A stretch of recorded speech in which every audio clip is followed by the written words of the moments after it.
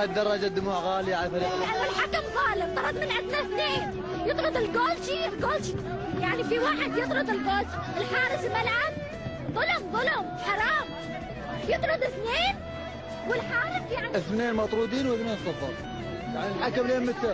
الحكم مع البحرين ضدنا، هو مع البحرين ضدنا، البحرينيين كسرونا صار له ساعة بس كلهم يضربون اللاعبين العراقيين وما سوى لهم شيء. الحكم سيء يعني. سيء إلى درجة حكم سيء. لازم كان يطلعوا 10 من اللعاب البحرينيين. 100 واحد غلط، بس ولا واحد طلعوا، ايش هذا؟ يعني البلنتي غلط؟ ما اعرف شو بلنتي. بس اقول حسبي الله ونعم الوكيل وان شاء الله